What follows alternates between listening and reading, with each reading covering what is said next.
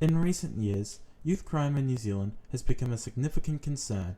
This has prompted the government and various organisations to implement strategies and initiatives to address these issues.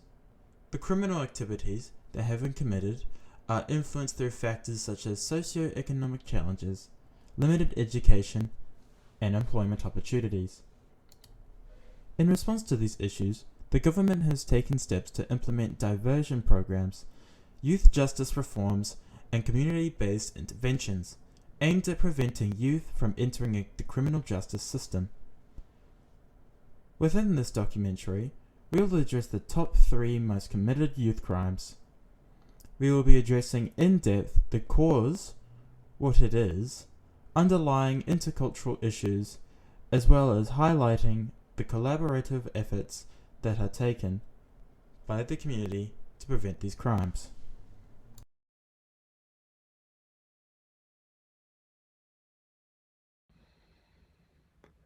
Despite multiple major media outlets portraying youth crime rates to be out of control in recent times, the frequency of youth crime in New Zealand has largely been on the decline for over a decade. Looking back at police apprehensions beginning in 1994, it then reaches its peak in 2003 at almost 34,000, falling by more than half to 16,600 in 2014. However, significant spikes in police proceedings against 10 to 17-year-olds can be seen in 4 major regions: South and Central Auckland, Canterbury, and Wellington in 2016, 2018, and 2020, with the top crimes being committed: theft-related offences, youth abuse and violence, and vehicle-related crimes. Among the top 3 most committed crimes within the youth group, vehicle-related crimes are by far the most prevalent.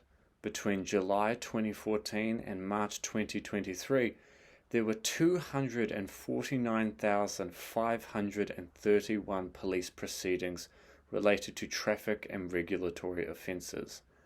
According to a study in 2008, of 3,408 survey respondents aged 15 years and older who were current drinkers and drivers at the time were analysed.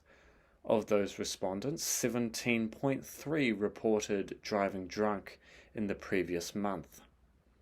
And road crashes still remain the single greatest killer of young people in New Zealand and the leading cause of permanent injury. The second most prevalent form of youth crime is youth violence. This includes, but is not limited to, acts of sexual assault, physical violence, and gang-related violence. According to Maxwell G. from Te Ara Encyclopedia of New Zealand, violent crimes make up 17% of apprehensions. The Ministry of Social Development mentions that boys are twice more likely than girls to commit a crime, and it is estimated that 1 in 20 New Zealand kids are known to police by the age of 14. Violent offending by children, despite what the media has shown, has reduced over the last 5 years, with robbery-related offences halving, while acts intended to cause injury reduced by 25%. Sexual offences were the only offence type not to reduce in number over the last 5 years, numbering between 47 and 55 per annum. It is difficult to interpret trends of sexual offences as they have low reporting rates. Theft is the third most pervasive crime to be committed by youth. Shoplifting is the most frequent type of theft committed, followed by burglary and property damage. Theft showed the largest numerical decrease between 2009 and 2013, a decrease of 898 or 43%. 3/4 of the nearly 4,200 offences committed by these children were theft-related, 32%, burglary, 23%, and property damage 21%. Ram raids are also on the rise, defined as a robbery in which a shop window is rammed with a vehicle and looted. In New Zealand, in the 2022 calendar year, police recorded 516 ram raids, and of the 708 identified offenders, 495 were under 17 years old, and 70 were under 13.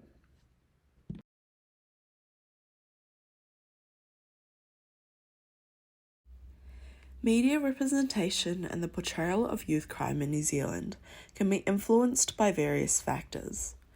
This includes sensationalism, framing, and societal biases. Sensationalism is the act by newspapers, television, of presenting information in a way that is shocking or exciting. Framing theory is the study of how rhetorical devices can be used to convince people of the value of any given position. Societal bias. We define societal bias as a discrimination for or against a group, a person, or a set of ideas or beliefs in a way that is prejudicial or unfair.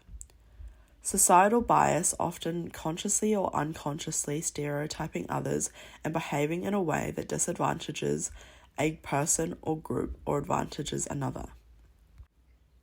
In conjunction with muted group theory, we can examine how marginalized young individuals and their experiences may be misrepresented or muted through the media.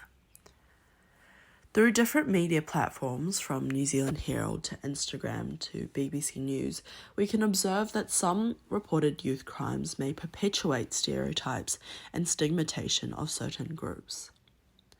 The hyperfixation on certain ethnic groups of people reinforce negative stereotypes, which leads to the marginalization and silencing of the experiences and perspectives of the muted youth.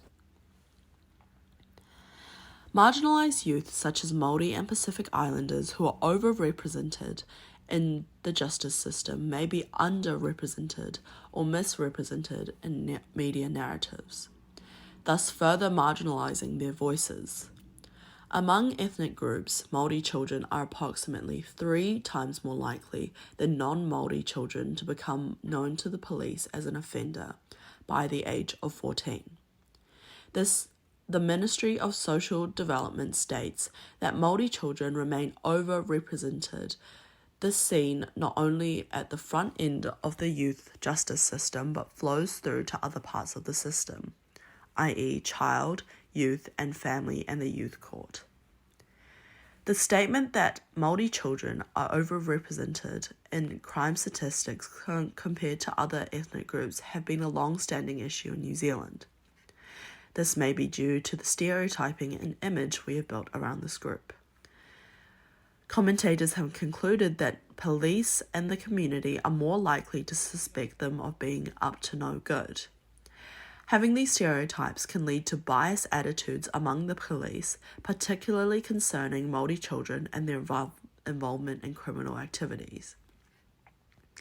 As a result, law enforcement officers are more vigilant and attentive when it comes to Māori children compared to individuals from other ethnic backgrounds who may be engaging in criminal behaviour. This heightened focus on Māori children may inadvertently divert attention from other ethnic groups, creating potential opportunities for them to cause trouble or have their crimes overlooked.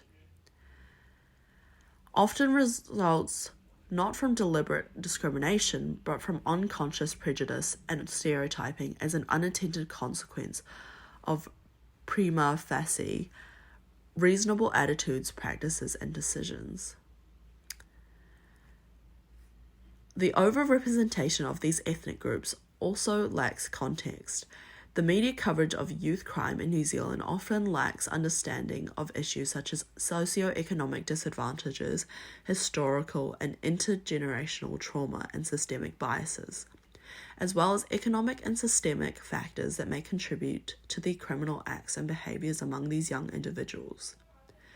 According to the Ministry of Justice 2009, marginalised youth such as Māori and Pacific Islanders who are overrepresented in the justice system may be underrepresented or misrepresented in media narratives, further marginalising their voices. Through muted group theory, we can see how the absence of contextual information can limit the public's understanding of these crimes, which can lead to biased portrayal of youth crimes. It is essential to recognize the complexity of underlying factors and to include context, as it can influence how individuals perceive and interact with these ethnic groups. Through these biases, it may lead to unequal treatment or unfair outcomes for certain ethnic groups.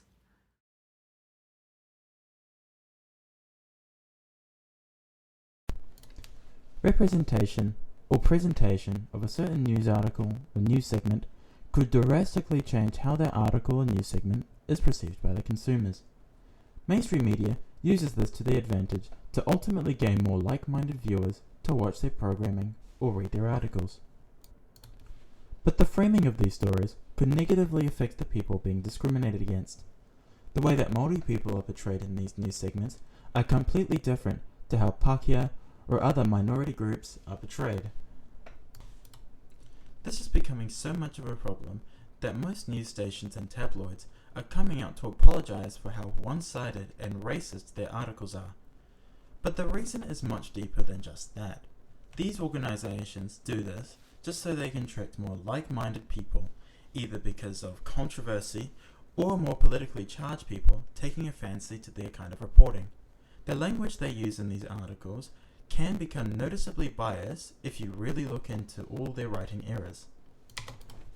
A quote from Stuff writer Phil Taylor says all traditional media and social media companies have obligations and responsibilities to mitigate against racism. Another quote from the same article says, our language often split New Zealand in two, Kiwi and Māori, us and them. This apology was directed towards primarily Māori people and the way they have been portrayed in these news articles.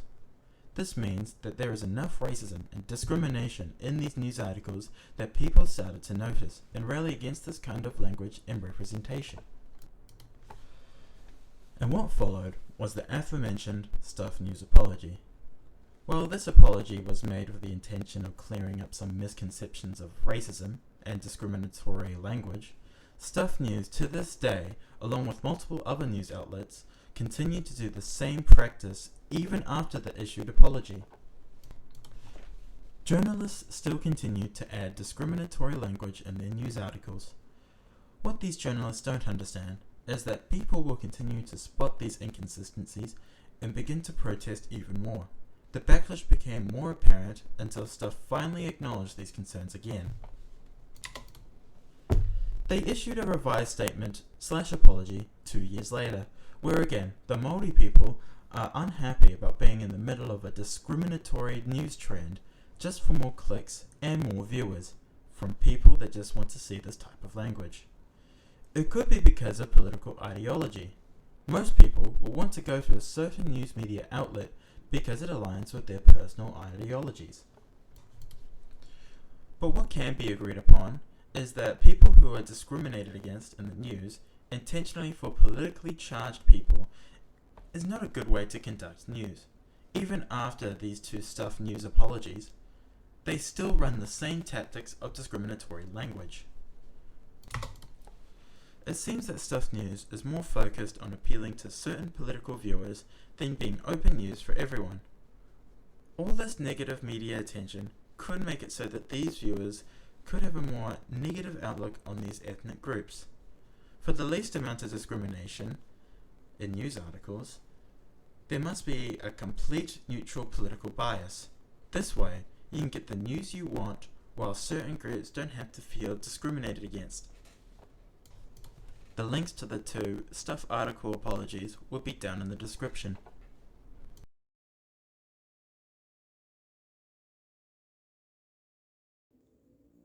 Often in crime, there are protection and prevention schemes put in place that shrink and prevent crime rates within the macro system.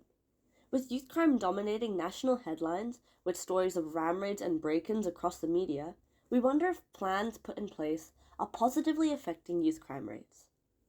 The current political response towards youth crime has been to increase the money put towards a wraparound scheme. This scheme puts young youth crime offenders back into education, training, and work. This is building off the $53 million the government put into tackling youth crime. By funding already existing initiatives, they aim to get more youth into education, training, or work. Chris Hipkins, the current police and education minister, has stated that youth crime is clearly an issue right now, particularly in Auckland, and says that the package is intended to break the cycle. And while this has already been in effect since the 6th of September of 2022, there have still been many ongoing claims and promises by all the government parties of prevention plans and solutions to curb the still growing numbers of youth crime and raids. One news announced back in December 2022, that the New Zealand government was introducing a new package of $53 million to curb youth crime. And while some people say they see changes, the Daily News says otherwise. The latest measures include a fast-track intervention for children aged 10 to 13 who are engaging in serious and persistent offending. Children who offend will now have a plan put in place within 24 to 48 hours of offending. Kotahi Te Whakaro, an effort to get offenders under 14 to re-engage with education, family, and community, will also be expanded to 14 to 17-year-olds, and looks to increase funding for community support programs across 4 regions. There are currently 4 main represented parties in Parliament, with 3 different proposals to combat youth crime as a whole, through consequences and prevention schemes. While Labour has already made their move with their wraparound package of $53 million, numbers aren't vastly decreasing, and we are seeing more youth crime and raids on the news than ever before, giving ways to jabs by the National Party, who state that GOVT's response to the youth crime policy is weak. Christopher Luxon, the National Party leader, announced that the party's policy is to combat youth crime with boot camps for youth offenders. They call it the Better Pathways package, and it includes $2.456 million for supporting families with children most at risk, the same group nationality's policy would target, and provides funding for 132 additional family functional sessions, 75 further places on youth inclusion programs, and an extra 25 spaces in intensive mentoring programs. Stuff quoted a Ministry of Justice report in the article which explained that recidivism rates, while seemingly high, have fallen while similar programs have been in place, with proof that youth crime rates in the periods between 2010 and 11 and 2020 to 21 have tumbled, with a 63% decrease in overall offending amongst those aged 14 to 16 years old. After National's Military Academy's proposal announcement to target youth offending, David Seymour, ACT's current leader, answered in a One News interview that ACT welcomes the youth crime proposal from National and responded if people are old enough to commit the ram raids, they're old enough to wear an ankle bracelet. The whole point is that these youth offenders' military academies are going to be a total circuit breaker. They are there to provide intense structured programs, including schooling, mentoring, drug and alcohol treatment, but in a very, very disciplined environment. This is what Luxon said. Seymour said he welcomes the crackdown, and his party is glad National have clarified its position on youth crime, with government being attacked with comments that they are soft on crime and absent for victims. The other government parties are trying to advocate for their side to gain more seats in Parliament over Labour. Even the Green Party co-leader, Marama Davidson, called the policy harmful, with the Green Party campaigning to ensure beneficiaries who are on the run with a warrant out for their arrest still receive the benefit. All these claims are being promoted and advocated the closer the election gets.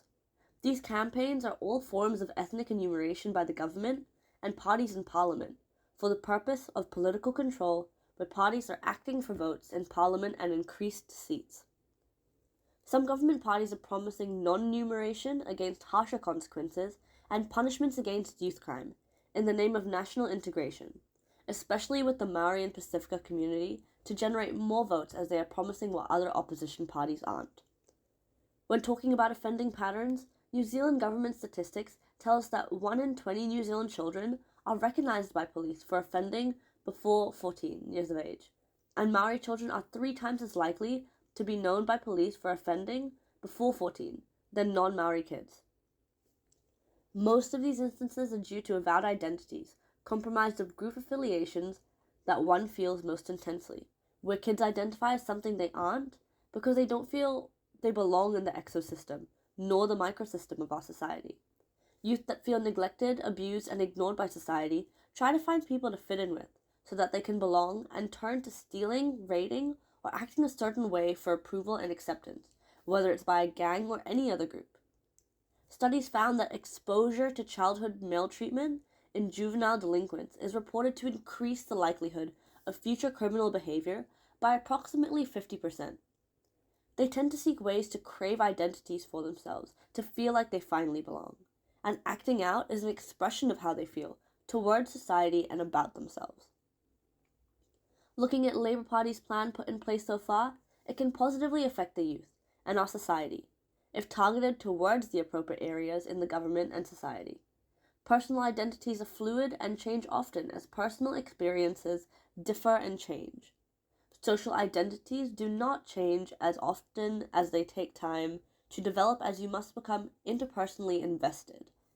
Thus, if the government is able to slowly change young offenders' personal identities first and become interpersonally invested, they will be able to slowly change the youth's social identity in the long run, and therefore changing the society we live in and grow up in the future. By doing this, we can positively affect the macrosystem of our society while trying to reduce the negative effects on the microsystem so that our society can flourish.